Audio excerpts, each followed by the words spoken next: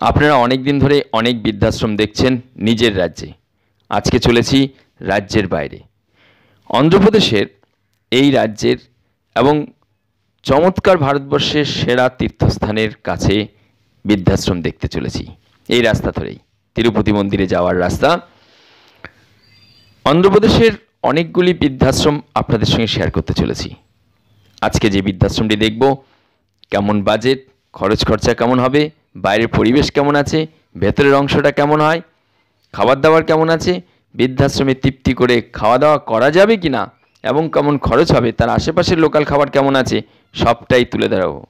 এই দেখেছেন অসাধারণ গেট। এই রাস্তা ধরেই চলেছে তিরুপতির মন্দির। জনপ্রিয় সবার কাছে তিরুপতি বালাজি, কিন্তু এখানে শ্রীনিবাস। চলুন, অসাধারণ পরিবেশ, দুদিকের রাস্তা দেখুন, খুব সুন্দর করে সাজানো গোছানো। রাস্তার দুধারের শোভা, সকালবেলার অংশ অসাধারণ।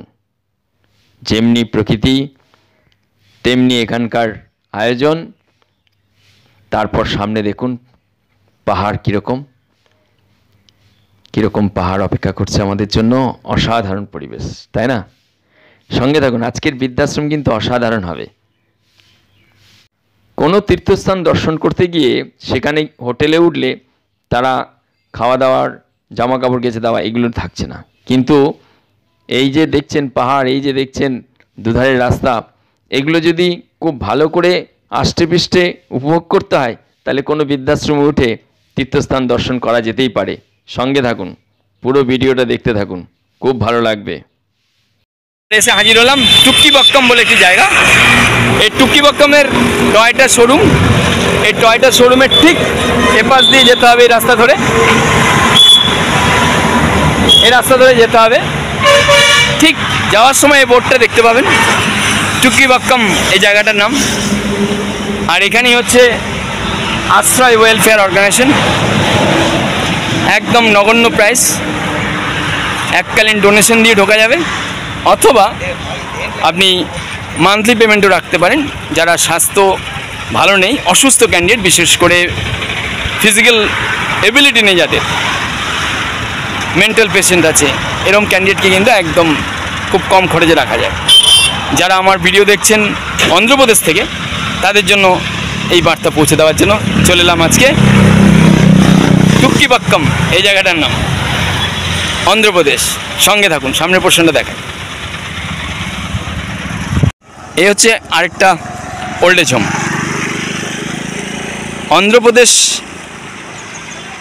রানীগুন্টা বলে একটি স্টেশন, রেল স্টেশন, সেটাও দেখাবো। সেখানে রেস্টুরেন্ট, সেই রেস্টুরেন্ট থেকে কিভাবে আসবেন এই বৃদ্ধাশ্রমে, একদম নগণ্য প্রাইস, যে টাকায় দিয়ে বৃদ্ধাশ্রমে থাকার।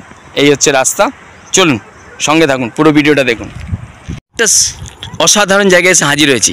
সেটা হলো যে সারা ভারতবর্ষের প্রতিষ্ঠানগুলো কমপ্লিট করবে, একটা টার্গেট ছিল। তার মধ্যে বেশ কয়েকটা স্টেট কমপ্লিট হওয়ার পর এসে হাজির হলাম অন্ধ্রপ্রদেশে। অন্ধ্রপ্রদেশটা বাকি ছিল। তো চলুন, সঙ্গে থাকুন, পুরো ভিডিও দেখুন। আর এই ভদ্রলোককে পেয়ে গেলাম, নিয়ে এলাম একদম রানীগুন্টা স্টেশন থেকে। এই ভদ্রলোক, আপনার নাম ভাইয়া? এম চন্দ্রমোহন। উনি আমাকে নিয়ে এসছে এখানে স্টেশন থেকে। চলুন, পুরো ভিডিওটা দেখুন, সঙ্গে থাকুন। অসাধারণ আরেকটা ভালো বৃদ্ধাশ্রমের আর সামনেই গোশালা আছে, মানে এদের নিশ্চয়ই গরুর দুধ এবং ছানা রয়েছে, এটা আমি নিশ্চিত থাকতে পারি। সঙ্গে থাকুন। বাবা বাবা, নন্দীরা সব এখানে রয়েছে। আজকে এই প্রতিষ্ঠান দেখাতে চলেছি। প্রতিষ্ঠান অসাধারণ হবে। অ্যানাদার ওয়ান শানদার ভিডিও পে সবই কো স্বাগত। চলুন, আজ এদের ভাষায় কথা বলতে হবে। এসে হাজির হলাম, দেখাবো এবার এই প্রতিষ্ঠান। এই হাঁড়ি বাসন রান্নাবান্না হয়, এটা একটা অসাধারণ প্রতিষ্ঠান। এরা আমার ভাষা বুঝতে পারছে না। সঙ্গে থাকুন, পুরো ভিডিও দেখুন। এসে হাজির হলাম অন্ধ্রপ্রদেশ বাকি ছিল আমার বৃদ্ধাশ্রম দেখানো। তো অন্ধ্রপ্রদেশের কোয়ালিটি কেমন, অন্ধ্রপ্রদেশ যারা থাকে বৃদ্ধরা বৃদ্ধাশ্রমের কেমন খাওয়া দাওয়া আছে, কেমন থাকে। বিশেষ করে এই বৃদ্ধাশ্রম লাগবে এই কারণে, সেটা হলো যে যারা অন্ধ্রপ্রদেশের দিকে ছেলেমেয়েরা পশ্চিমবঙ্গ থেকে এসছে, তারা অনেকেই ফোন করে যখন জিজ্ঞেস করে যে আপনার তামিলনাড়ু, অন্ধ্রপ্রদেশ, উড়িষ্যার দিকে বৃদ্ধাশ্রম নেই জানাশোনা, তো সেটাও ইন্সপায়ার করেছে। আর পশ্চিমবঙ্গ তথা ইতি অবসরে উত্তরাখণ্ড, উত্তরপ্রদেশ, ওইদিকে আসাম, ওইদিকে উড়িষ্যা, সব স্টেট কমপ্লিট করতে হবে, তাই না? আপনারা তো ইন্সপায়ার করছেন।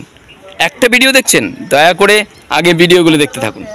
যদি মনে হয় থাকে আমার পরিষেবা লাগবে, তাহলে মেম্বারশিপ ফিসটা একবারই পেমেন্ট করতে হয়, বারবার নয়। আর যেদিন পেমেন্ট করবেন সেদিন জানবেন হাতে হাতে পরিষেবাটাও তুলে দেওয়ার চেষ্টা করছি। সঙ্গে থাকুন, পুরো ভিডিওটা দেখুন। ভালো লাগছে না দেখবেন না।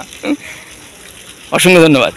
দেশের ধোসা, তেলে ভাজা, ডাল বড়া, এই হচ্ছে বেগুনি, ঠিক আছে, এই যে ভাজছে, আর এই যে ধোসা তৈরি হচ্ছে, এই সব নিয়ে অন্ধ্রপ্রদেশ।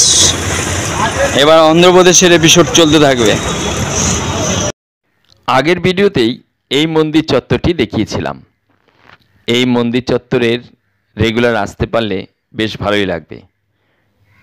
একদিনের জন্য ভ্রমণে আসা আর 7-8 দিন কন্টিনিউ মন্দির চত্বরে আসা বেশ ভালো লাগে কিন্তু।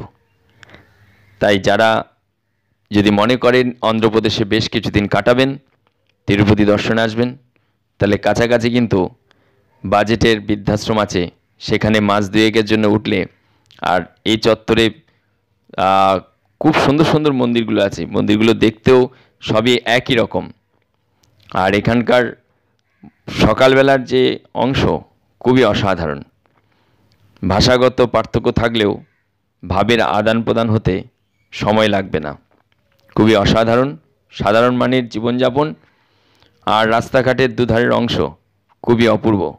বিশেষ করে এই চত্বর এবং বালাজি বা তিরুপতি শ্রীনিবাস দর্শন খুব সহজ হয়ে উঠবে।